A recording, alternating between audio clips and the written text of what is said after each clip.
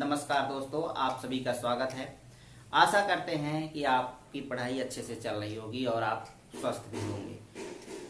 सितंबर 2022 का पूरे महीने का करंट अफेयर मैं आपको दे रहा हूं। अगर आप किसी भी स्टेट परीक्षा की तैयारी कर रहे हैं या फिर केंद्र की परीक्षा की तैयारी कर रहे हैं तो श्योर है कि आपको 10 क्वेश्चन में से 8 या 9 क्वेश्चन इस वीडियो से आपको मिलने वाले हैं।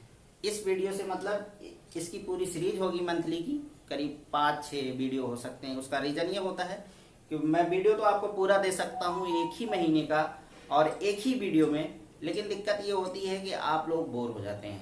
तो वीडियो थोड़ा छोटा होगा, 10-10, 15-15 मिनट का होगा, कई भागों में आएगा।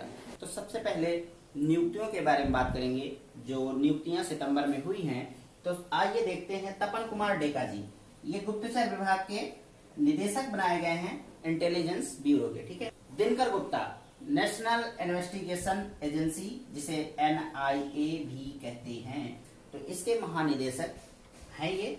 सामंत गोयल रा के निदेशक हैं। इनके 1 वर्ष का जो है कार्यकाल में वृद्धि कर दी गई है। पहले भी थे, अब भी रहेंगे, ये 2023 तक रहेंगे, ठीक है। इनके बारे में ज्यादा सोचना ही नहीं है। सुधाकर दलेला भूटान में भारत के राजदूत बनाए गए हैं। देखिए, राजदूत इम्पोर्टेंट होता है, कहाँ का इम्पोर्टेंट होता है? ज्यादातर जो भारत के आसपास के देश हैं या फिर अमेरिका, जापान, ऑस्ट्रेलिया, यहाँ नियुक्त किए जाते हैं। तो इनके आपसे पूछे जाते हैं कि कौन भारत का राजदूत है, ठीक है। तो ये सुधाकर दलेला जी हैं। परमेश्वरन अय्यर जो है CEO बना दिए गए हैं नीति आयोग के। और इससे पहले कौन था नीति आयोग का अध्यक्ष या कहिए CEO? तो अमिताभ कांत जी थे, ठीक है। आगे देखें। रुचिरा कंबोज, संयुक्त राष्ट्र संघ में इनको अस्थायी प्रतिनिधि बनाया गया है भारत की तरफ से। नितिन गुप्ता जी कौन है? तो केंद्रीय प्रत्यक्ष कर बोर्ड के नए चेयरमैन हैं, ठीक है।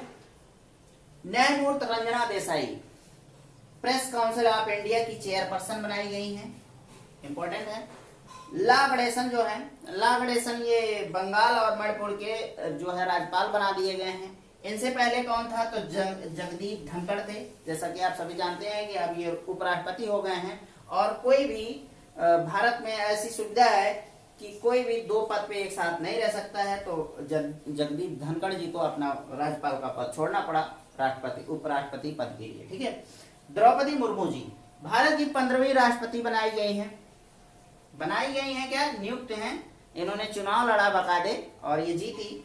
और इनके विपक्ष में कौन था? तो यशवंत कुमार सिन्हा जी थे। और बात करें कि NV रमणा ने द्रौपदी मुर्मू जी को शपथ दिलाया, ठीक है।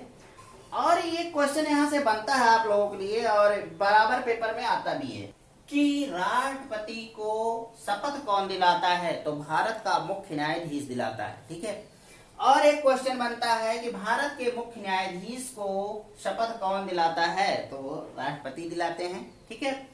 आगे बात करें। राज्यसभा हेतु 4 नए सदस्यों का मनोनयन किया गया है। जैसा कि आप सभी को पता होना चाहिए कि राज्यसभा में कुल 12 मनोनीत सदस्य होते हैं जिनको चुनाव नहीं लड़ना होता है, ठीक है। वो डायरेक्ट रखे जाते हैं।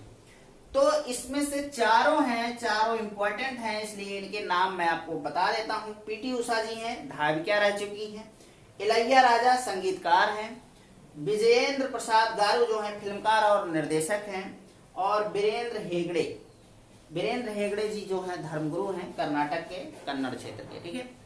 इंद्रमीत गिल विश्व बैंक के प्रधान अर्थशास्त्री नियुक्त किए गए हैं, ठीक है। इससे पहले भारत के हुए थे श्री कौशिक बस, जो 2012 में नियुक्त किए गए थे, ठीक है। इंपॉर्टेंट है, आप लोग ध्यान रखिएगा। आशीष कुमार चौहान राष्ट्रीय स्टॉक एक्सचेंज NSE के प्रबंध निदेशक नियुक्त किए गए हैं। तो ये थी नियुक्तियां इंपॉर्टेंट। अब इसके बाद हम लोग बात करेंगे पुरस्कारों के बारे में। प्रमुख पुरस्कारों की बात अगर करें तो ज्यादा पुरस्कार नहीं है, 4-6 हैं, चलिए देख लेते हैं। फेमिना मिस इंडिया पुरस्कार 2000, इसका संस्करण था 58वां और विजेता रही सिनी सदानंद शेट्टी, ठीक है। और ये निवासी कहाँ है? तो कर्नाटक की निवासी हैं। योग के प्रोन्नयन एवं विकास हेतु तो प्रधानमंत्री पुरस्कार, ये आपके लिए इम्पोर्टेंट है, ठीक है। और प्रधानमंत्री पुरस्कार 2022 किसको दिया गया? तो ये मंत्रालय कौन देता है? तो आयुष मंत्रालय देता है। व्यक्तिगत राष्ट्रीय पुरस्कार मिला है भिक्षु संघ सेना को, जो लद्दाख के निवासी हैं। अगर बात किया जाए व्यक्तिगत अंतरराष्ट्रीय पुरस्कार में, तो ये मिला है मार्कोस विनीसियस रोजो रॉड्रिग्स, जो ब्राजील के हैं। ठीक है। और अगर संस्था में देखा जाए कि किस संस्था को दिया गया, तो डिवाइन लाइफ सोसाइटी जो उत्तराखंड में है, इसको दिया गया है।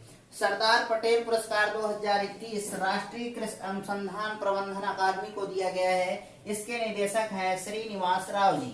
मदर टेरेसा मेमोरियल अवार्ड 2021 का पुरस्कार दिया गया है दिया मिर्जा और अफरोज शाह को।